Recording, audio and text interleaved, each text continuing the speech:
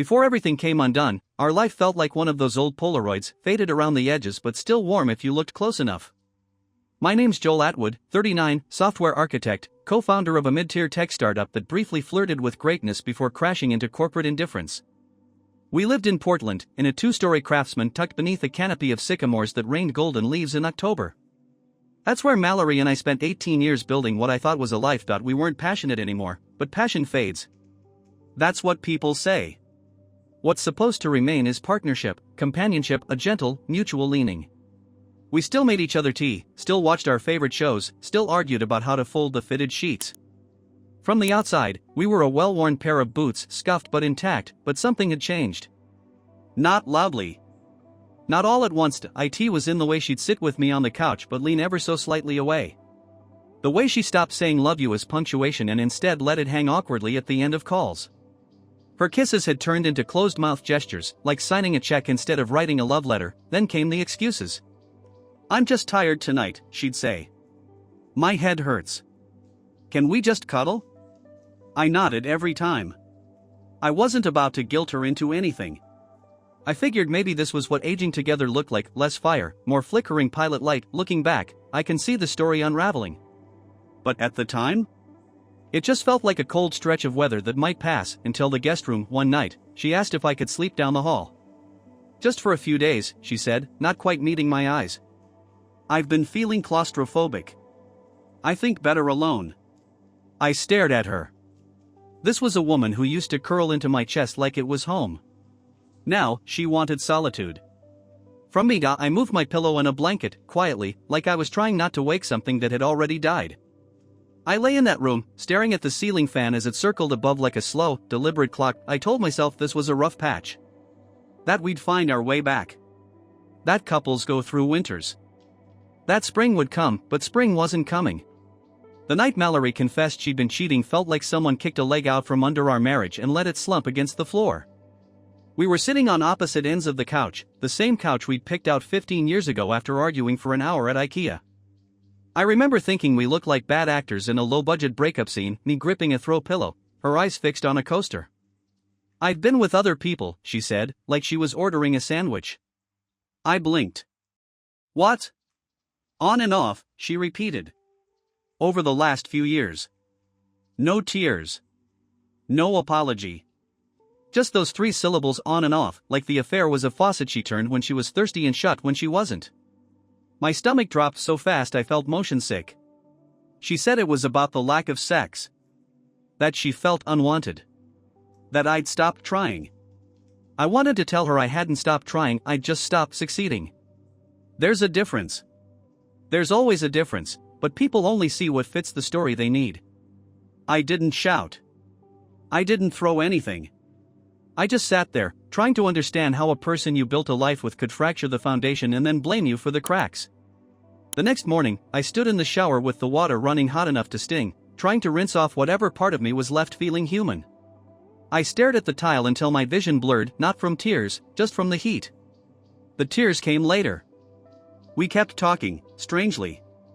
Maybe because 18 years doesn't die in a single conversation.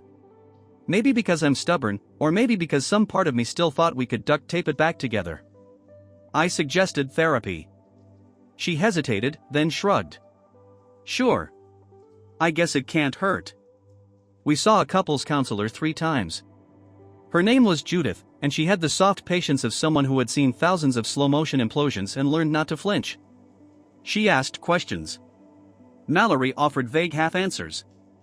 I tried to be honest, but it felt like showing up to a group project after your partner already turned in their half with someone else's name on it. At one point, Judith looked at me and said, "Have you ever had a full workup for hormonal or neurological issues?" I laughed. Not because it was funny, because it was easier than crying. You think this might be medical? It might be worth looking into, she said gently. Lower libido can have many causes. And so, like a man preparing for battle he didn't understand, I booked a brain scan. A week later, I sat in a pale blue room while a neurologist with kind eyes and too many pens in his coat told me I had evidence of moderate brain damage. Likely from a childhood concussion. There was also mild atrophy in a few regions they were still evaluating. Nothing life-threatening, he said quickly.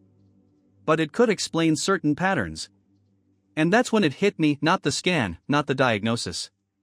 The fact that I couldn't call my wife. I had a brain injury, something that might have been influencing my emotions, my body, my whole damn life, and the person I was supposed to lean on wasn't someone I could trust. She was someone who would hear that news and think, well, that explains it. Not, are you okay? I walked into my home office, closed the door, and cried like a man who finally saw the bottom of the well he'd been circling for years. I pressed my forehead to the desk and sobbed. Not loud, not theatrical. Just soft, broken sounds. I didn't want to scare anyone. There was no one to scare. Just me. Just the echo of grief that sounded a hell of a lot like silence. That's when it became real. It wasn't the affair. It wasn't the scan. It was knowing that I was in pain and she wasn't someone I could bring it to. I think I actually laughed through the tears. Not because it was funny, but because I thought, this is it. This is the part of the movie where the main character gets it. Alone in a room, crying over a brain scan, married to a ghost. Here's the thing about heartbreak: when it really hits, it's not even loud. It's not shouting or plates breaking. It's realizing you have terrifying news about your health and the only person you want to tell is the one you've already lost. I looked up and saw my reflection in the dark monitor. My face was red, blotchy, unshaven. I looked like someone who needed to be comforted. And all I had was the glow of the keyboard. And then, in a moment of absurdity so sharp it felt like satire, I realized my calendar still had a recurring Thursday reminder: pick up Mallory's oat milk. I stared at it. Oat milk. The woman who cheated on me for years still had a weekly reminder in my digital life. Like a ghost demanding groceries. I deleted the event. But it stayed in my mind. A perfect metaphor. I was still shopping for someone who'd already left the store. 2 weeks later, in our final therapy session, we agreed to separate. A handshake might have had more warmth. Mallory moved out in March, taking only what she needed. She left behind a cardboard box labeled Joel in her neat, tight handwriting. Inside were every card I'd ever written her. 18 years of birthdays, anniversaries, inside jokes. I flipped through them like a sad deck of our shared history. She left them for me to throw out. The next loss came fast.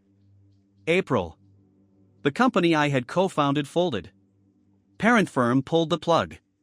Just like that, the job I poured my soul into was gone. My therapist, Warren, had warned me.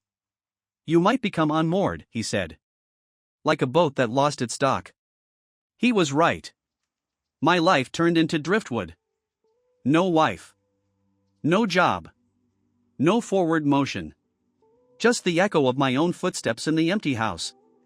Grief stacked itself like unpaid bills, one shock at a time. In the span of 30 days, I lost a partner, a home, a career, and the illusion that love could survive anything. And yet, in the quiet afterward, I noticed something even more haunting: the silence felt familiar. Like it had been creeping in for years.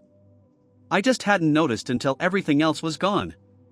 I'd stand in the kitchen some nights with a glass of whiskey and wonder if this was how people unraveled, not in loud breakdowns, but in slow, lonely sips. The memory that broke me? Finding an old sticky note in a junk drawer. Mallory's handwriting. It said, "Don't forget Joel likes raspberries." She remembered what I liked. She just stopped caring. Grief isn't always a wave. Sometimes it's a knock. It was a Tuesday morning when I heard it, 3 sharp raps on the front door. I was still in my robe, holding a half-drunk cup of instant coffee because I couldn't bring myself to restock the good beans. When I opened it, standing there with 2 mismatched suitcases and a travel neck pillow shaped like a dolphin was Mallory's older sister, Francine. "Oh, you look lived in," she said by way of greeting, stepping past me like she owned the air. Francine had the energy of a wine mom who never ran out of Chardonnay or opinions. She was the family wildcard, twice divorced, self-certified yoga instructor, and currently between homes. Apparently, her houseboat got repossessed. I didn't even know houseboats could be repossessed. "I thought you could use some company," she chirped, dropping her bags with the triumphant air of someone who just saved a kitten from a tree. I stared at her like a man who'd just seen a raccoon walk through his kitchen with a suitcase. "Mallory and I aren't, this isn't, Francine, why are you here?" "Oh, sweetie," she said, patting my shoulder. "I'm here to help you heal. You're grieving. And I've read 5 books on spiritual reclamation this year. She unpacked faster than an Amazon delivery, turning my living room into a commune of scented candles, inspirational quote pillows, and Himalayan salt lamps. My once minimalist house now looked like a retreat center for emotionally confused garden gnomes. She asked me how I was feeling every 15 minutes. She suggested I journal through my pain, but then critiqued my handwriting. She insisted on making cleansing broths, which tasted like regret and boiled moss. And in the middle of all that chaos, she asked the question Mallory never did. Do you think you stopped trusting yourself before you stopped trusting her? I didn't answer.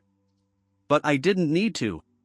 Because right then, standing in my kitchen with a dolphin pillow on the counter and a pot of green liquid hissing behind us, I realized something.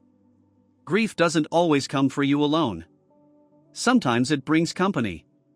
It took me 3 weeks to open the damn box. Labeled Joel like it was evidence in a trial I hadn't agreed to attend, it sat in the corner of my bedroom, quiet, judgmental, and perfectly square. Every time I walked past it, I felt like it was whispering, "Go ahead, look. She saved everything. Just not you." One evening, after 2 fingers of bourbon and an inspirational quote from Francine about emotional bravery, "Your pain is just love with nowhere to go," I sat down on the floor and opened it. Inside were the cards I'd written her over 18 years. Birthday notes. Valentine's messages. Anniversary jokes, some clever, some catastrophically corny. She kept them all. And then left them for me to throw away. I pulled out one from 2009. I'd drawn a sketch of us as stick figures standing on top of a wedding cake, both wearing party hats. I flipped it over. I had written, "Still my favorite decision. Even when you hog the comforter." My laugh caught halfway out. Then came the tears. Big, stupid, traitorous ones. I don't know how long I sat there. Long enough for Francine to walk in, stop mid-sentence, and say, "Oh honey, are we finally confronting the box? Would you give me some space?" I asked, trying not to sound like I was underwater. Francine nodded, then paused. "I'll just be in the other room steeping grief tea." I turned back to the cards, flipping through time like it was a photo album of my own ignorance. Each one felt like a love letter from someone who thought effort was enough. And then, toward the bottom, I found something that didn't belong. A note. Tucked between 2 anniversary cards. It was from Mallory. Short. Just 4 lines. I don't know why I kept these. Maybe to remind myself you tried. I'm sorry I stopped trying back. That should have brought peace. Closure. Something soft and definitive. But instead, it lit a fuse. I stormed out of the room and into the hallway where Francine was arranging crystals on a bath towel. "Did you know about the affairs before she told me?" Francine blinked. "What?" "No. Joel, You seem very practiced at the post-breakup healing. A little too practiced." She set down the crystal. "I've been divorced twice, not clairvoyant. You think I wanted my sister to blow up her marriage?" I practically shoved a prenup in her hand the day before the wedding. We argued. Loudly. There were insults. Accusations. At one point, I believe I compared her green broth to radioactive algae. She responded by saying my beard made me look like a divorced lumberjack who cried during insurance commercials. Eventually, we both laughed. "God," I said, wiping my face. "I used to be so measured. Rational. Now I'm yelling at your feng shui and drinking like a guy who peaked in a college improv troupe." Francine grinned. "You've got character now. Pain builds that. Or ruins it. We'll see." That night, I took the box out to the curb. Not because I wanted to forget. Because I needed to stop remembering alone. There's a moment when you realize rock bottom isn't a pit, it's a plateau. You don't fall into it, you settle. Like silt drifting down and deciding, yeah, this'll do for now. A week after trashing the box, I started swimming again. Not metaphorically real swimming. Chlorinated laps in a concrete tomb of a pool at the YMCA, where the lifeguard looked like he spent most of his shift wondering why he majored in anthropology. It was the kind of place where no one makes eye contact unless someone's drowning. I liked that. On Tuesday, Francine insisted we get tacos. Said I needed protein. Morning men shouldn't subsist entirely on whiskey and self-loathing. So we went to Los Hermanos, where the chips were stale but the salsa had the right kind of burn. I was halfway through a carnitas taco when Francine said, "You need a new ritual. Something that gets you out of your head before you start building furniture out of guilt." "I'm not building guilt furniture," I muttered. She raised an eyebrow. "You literally reorganized your garage shelves by color and emotional significance. That's just called depression with a label maker." Across from us, a couple argued about the heat level of their enchiladas. Something about their rhythm felt painfully familiar. The woman rolled her eyes and the man did that thing where he chuckled like he wasn't offended but was 100% offended. Francine saw me watching them. "You miss it?" she asked. I thought for a second. No. I miss the idea of it. Mallory and I haven't been that in years. We were more like two co-workers who shared a mortgage and a mild contempt for the neighbors. Francine smiled. Progress. Not really. I still cry at dog food commercials. She raised her glass. To emotional breakthroughs, awkward tacos, and the sister-in-law who now technically isn't but refuses to leave. I clinked her glass. To the guest who came for 3 days and stayed through my spiritual unraveling. Back at home, something surprising happened. Francine's friend Meredith dropped by. Meredith, as it turned out, was a therapist. A retired therapist, which meant she didn't do the careful distance thing anymore. She showed up in a denim jacket covered in enamel pins and a personality sharp enough to cut steel. "You Joel?" she asked. "Unless there's another guy in here crying into oatmeal every morning." She smiled. "Good." I brought pie. Over pecan slices and stiff coffee, we talked. Not therapy. Not advice. Just stories. Meredith told me about the time she walked in on her husband having an affair with her golf instructor. Worst backswing I've ever seen. I laughed until my ribs hurt. And then I cried. And she let me. It was the first time in months I felt like I wasn't auditioning for sympathy. After she left, Francine turned to me, her face soft for once. "You need more of that," she said. "What, pie?" "People. Pie too. But mostly people." I looked at her, really looked. She had stayed. Through my worst moods, my late-night rants, my silent spirals. We fought, yeah. But she'd also made me laugh when I had no business laughing. She reminded me I was still a person, not just a consequence of someone else's disinterest. "You're not bad at this, you know," I said. She smirked. "Well, someone's gotta stop you from becoming the dude who writes sad poems on napkins in diners." Too late. Already drafted too. Working on a haiku titled "Estranged by Cheese Drawer." She rolled her eyes but smiled. That night, as I lay in bed sober for once, stomach full of pie, I let myself imagine something. Not a reconciliation. Not revenge. Something new. I didn't know what part 7 was going to be. But for the first time in a long time, I wanted to turn the page. The thing about healing? It's not linear. It's a street map drawn by a drunken cartographer. You go left, end up in grief. Take a right, stumble into nostalgia. Double back, and suddenly you're weeping over a stray sock in the laundry. And yet, somehow, I was lighter.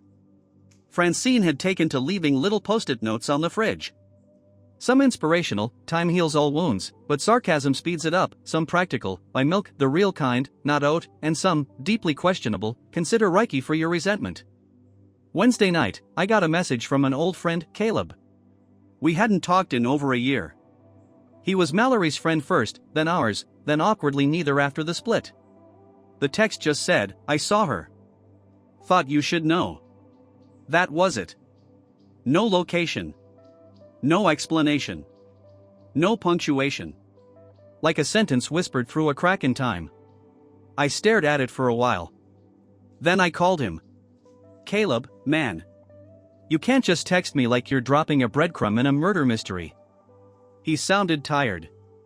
Guilty. "I saw Mallory. Last weekend.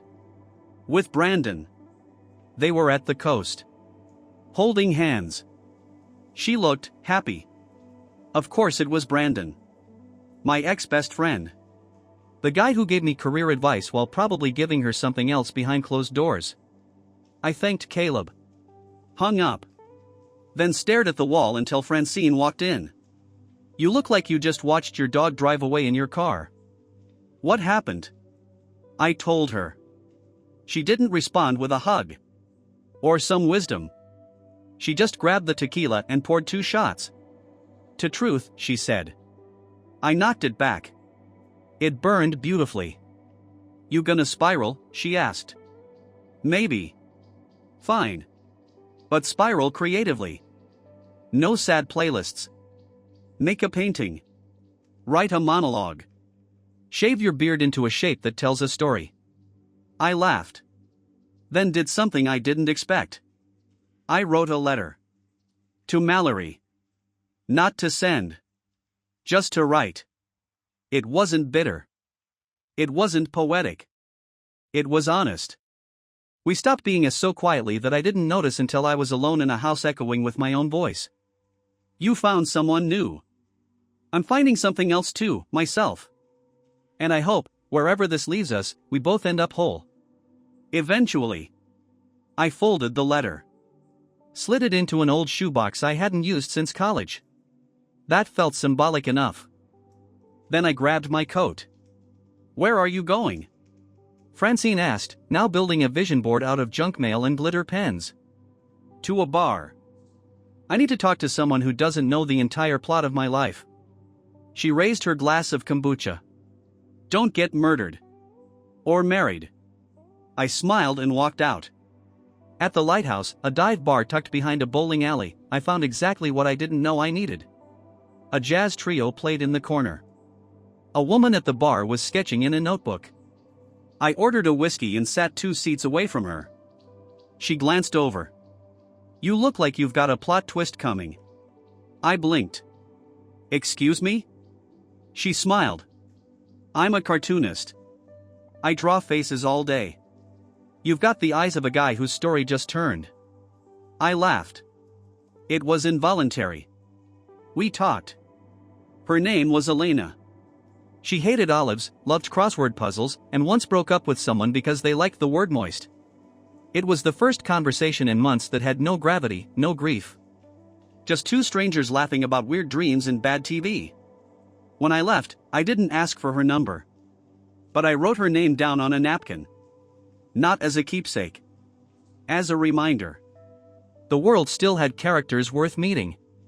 When I got home, Francine was asleep on the couch, snoring into a pillow that said feelings are not facts but they sure feel like them. I stood there a minute. Took it all in. The grief. The absurdity. The possibility. I wasn't fixed. But I wasn't broken either. Just rebuilding. And somewhere out there, the next page waited. The next morning started with pancakes. Not the frozen kind. Real, honest, griddle-sizzled pancakes. Francine was at the stove wearing a glittery apron that said *, judge me when you're perfect. I blinked. We celebrating something? She flipped a pancake with surgical precision. Yeah. Celebrating that you didn't crawl back to your ex, join a cult, or get a face tattoo during your spiral. That's what we in the biz call a win. I poured coffee. I almost asked for that cartoonist's number. Francine narrowed her eyes. Almost is just emotional edging. Try again next time. We sat and ate in silence. Then the doorbell rang. Standing there was a man in a charcoal suit, holding a thin envelope. Joel Atwood? I nodded. You've been served. He handed me the envelope and walked away like a man who just delivered a package marked emotional TNT. I opened it. Mallory was filing for a formal divorce. Inside the envelope was the usual legalese, but one line jumped out. The respondent may choose to waive asset review if mutually agreed. Translation, she wanted a clean break. No fighting. No division. Francine peered over my shoulder. Well. That's cold. It's something. Later that day, I met with Elliot Graham, my lawyer. Same guy who helped a few doctors I knew get through their own marital implosions. He wore a navy suit and had the dry demeanor of a man who billed by the eyebrow raise. He read the letter, sipped his espresso, and said, "She's bluffing." I raised an eyebrow. Bluffing what? She's the one walking. That line about waiving asset review? It's bait. She thinks you're too tired to fight. So she gets out clean. You think I should fight? He shrugged. Depends. You want to feel like you won something, or are you trying to win yourself back? Now that was a question. And for the first time, I didn't have an answer. We talked strategy, then drifted into conversation. He asked how I was coping. I told him about Francine. The bar. The cartoonist. The napkin. He laughed, then nodded. I gotta say, most of my clients aren't this functional. I had a guy last month who tried to mail his ex a dead fish with a post-it that said, "Guess who stinks now?" Wow. That's both illegal and poetic. He said it was salmon. The judge called it metaphorical assault. By the time I left, I wasn't angry. I was curious about what came next. Back home, I found Francine pacing the hallway, holding a yellow envelope. "This came for you too. From your mom." I groaned. "Is it scented?" She sniffed it. Rosewater and regret. I opened it. Inside was a single sheet of paper. _ Joel. I heard about the divorce. I hope you know I still believe in you. Remember that time you broke your arm and still insisted on mowing the lawn with your left hand because you said you had a system? That's who you are. Stubborn, but trying. I love you. Mom. _ I laughed. And then I cried. Again. This time, it felt like a release valve. A final exhale from the soul. Later that night, I sat on the back porch with Francine. She had a glass of wine. I had a root beer float. Don't judge me, it's nostalgia in a glass. She leaned back and looked up at the stars. So what's next, cowboy? I thought about it. Maybe I'll text Elena. Francine grinned. Make sure you lead with a weird fact about yourself. Like what? Like you once watched 5 hours of giraffe births on YouTube while drunk on boxed wine. That was one time. One magical, disturbing time. We sat in silence.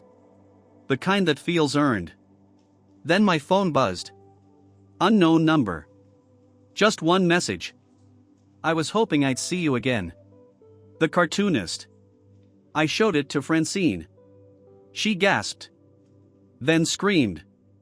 Then threw a pillow at me. Joel. You better not screw this up. I smiled. Maybe I would. Maybe I wouldn't. But for the first time since the silence began, I wanted to hear what happened next. There's an old saying, we don't see things as they are. We see them as we are. I used to roll my eyes at that. Now I think it might be the closest thing to truth we ever get. It was my birthday. 40. Big round number. The kind of milestone you're supposed to spend with people who clap when you walk in a room. Instead, I spent the morning walking around Powell's City of Books, alone, trying not to buy another self-help book with a title like Let That sh*t Go. I stood in the philosophy section, tracing my fingers along the spines like they could whisper secrets through my skin. I paused at one that said, a more fatty love of one's fate. Nietzsche, of course. The man had a lot of strange ideas, but that one? That one stuck with me. The idea that maybe we stop trying to fix the past and start falling in love with it. Warts and wounds and all. Because every decision, even the bad ones, led me here. And here wasn't perfect, but it was honest. Outside, it started to rain in that Portland way, gentle, steady, slightly sarcastic. I texted Elena. I'm at Powell's philosophy section. Reading quotes like they might forgive me for my 20s. She replied instantly. Stay right there. I'm coming to judge you in person. 15 minutes later, she appeared beside me, umbrella in one hand, 2 coffees in the other. I brought bribes, she said. In case your emotional walls require caffeine to collapse. We wandered through aisles, making up fake titles for books that didn't exist. Hers, How to Have Boundaries Without Becoming a Lighthouse. Mine, A Beginner's Guide to Not Texting Your Ex After Midnight. She laughed so hard people turned to look. After an hour, we sat in the tiny cafe tucked behind the poetry section. She asked me what my biggest regret was. I didn't even hesitate. Letting myself disappear inside my marriage. She nodded, quiet. I stopped asking for what I needed. Stopped expressing anger. I thought being the calm one made me strong, but it just made me invisible. And then I resented her for not seeing me. But I was the one who turned out the light. I took a breath. Continued. And then, when she cheated, part of me understood. I hate admitting that. But I wasn't there. I was a shell. I became small so our problems wouldn't look big. She reached across the table and touched my hand. Just for a second. There's strength in saying that, she said. Skeletons are just stories waiting for light. We walked out of the bookstore together. Rain still falling. She handed me a wrapped gift. Open it later, she said. Or now, if you want to ruin the mystery and prove you lack all impulse control. I waited until I was home. Opened it on the kitchen table. Inside was a small, leather-bound notebook. On the inside cover she wrote. For the new pages. Because you're not done writing. Happy birthday, storyteller. That night, I sat with Francine again. She made lasagna from scratch, said it was the birthday meal she wished someone had made her at 40. You seem taller today, she said. That's because I finally took my hands out of my pockets. She raised her wine glass. To visible men and the women who point flashlights at them. I toasted her. Then I said it. I think I'm going to drop the lawyer. Let her have the clean break. Francine blinked. You sure? That's a lot of money. Yeah. But money can buy silence. It can't buy peace. And I think I'm finally getting close to that. We sat in silence. But this time, it wasn't lonely. My phone buzzed again. Another message from Elena. Next time, giraffes, part 2? I'll bring the wine. I grinned. Replied, only if you agree to debate Nietzsche. I'm feeling dangerous. Francine raised an eyebrow. Is that a metaphor? Probably. But who knows anymore? And somewhere in the back of my mind, a line settled in like an anchor. You don't drown by falling in the water. You drown by staying there. I wasn't swimming yet. But my feet? They were moving. There's a particular stillness that comes after a storm. Not silence, but something more alive. As if the air itself is listening. That's what the last morning felt like. Francine was leaving. Not for good, just finally heading back to whatever version of home she kept in her beat-up Honda with the cracked bumper sticker that said, "Your vibe attracts your tribe." We stood on the porch, coffee in hand. She looked at me and said, "You're different now." Still a mess. But now it's the honest kind. I laughed. Thanks. That means a lot coming from the woman who tried to cure my heartbreak with celery juice and unsolicited spiritual TED Talks. You're welcome, she said, wrapping her scarf tight. Don't let the porch light die. It suits you.